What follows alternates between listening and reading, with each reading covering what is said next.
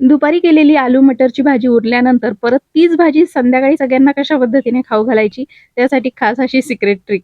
काय करायचं, तवा गरम करून घ्यायचा आणि त्यावर धने, जिरे आणि बडीशेप मस्त खमंग भाजून घेतल्यानंतर जाडसर कुटून घ्यायची आहे.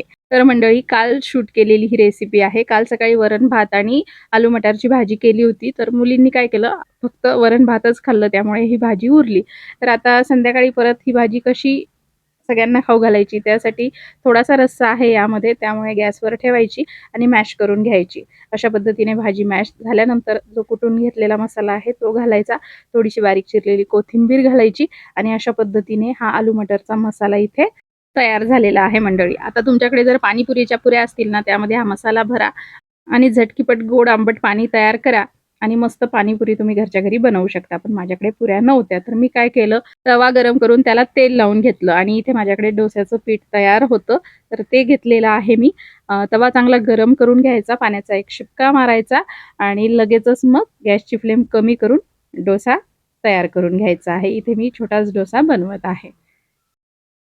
तर बघू शकता, अशा पद्धतीने डोसा तयार करून झाला की कडेला तेल सोडायचं आहे. गॅसची फ्लेम अगदी मंद आचेवर ठेवायची आणि वरची बाजू चांगली कोरडी झाली की त्याला देखील तेल लावून घ्यायचंय आणि मग नंतर तयार केलेला यावर आलू मटारचा मसाला लावून घ्यायचा आहे. एकदम पातळ अशी लेयर लावून घ्यायची आहे आणि बस कडा मोकळ्या करून डोसा काढून घ्यायचा. अशा पद्धतीने फोल्ड करून घ्यायचा आणि बघा, मस्त असा हा झटकीपट आलू मटारचा मसाला डोसा इथे आपला तयार झाला. सांगा बरं, आता हा कोण खाणार नाही? तर मुलं अगदी आवडीने खातील.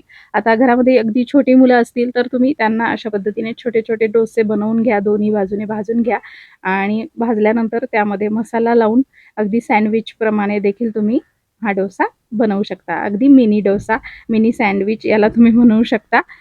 तर अशा पद्धतीने घरामध्ये लहान मुलं असतील तर तुम्ही असे छोटे-छोटे डोस्याचे सँडविच बनवू शकता, मुलांना देऊ शकता. आहे ना सोपी पद्धत. आता तुमच्याकडे जर डोश्याचं पीठच नसेल, तर मग काय करायचं? मग चपातीचं पीठ तर असेलच ना, तर मग चपाती लाटायची. छान खमंग चपाती भाजून घ्यायची आहे किंवा तुमच्याकडे ऑलरेडी चपाती असेल, तर हलकीशी चपाती तेल लावून गरम करून घ्यायची आणि मग नंतर चपातीवर तयार केलेला हा आलू मटरचा मसाला लावून घ्यायचा आहे. आणि आता त्यावर परत मी इथे थोडीशी शेजवान चटणी लावलेली आहे. तुम्ही लोणचं किंवा तुमच्या आवडीची लसणाची चटणी वगैरे लावू शकता, जेणेकरून अजून चविष्ट हा चपातीचा रोल तयार होतो. हलकसं तेल लावून छान खरपूस भाजून घ्यायचा आहे. तर अशा पद्धतीने आलू मटार किंवा मुगाची डाळ वगैरे उरलेली असेल ना, तर तुम्ही हे प्रकार करू शकता. अगदी भाजी कोणी खाणार नाही, पण हे प्रकार अगदी आवडीने खातील. कशी वाटली रेसिपी? नक्की कमेंट करून सांगा. धन्यवाद.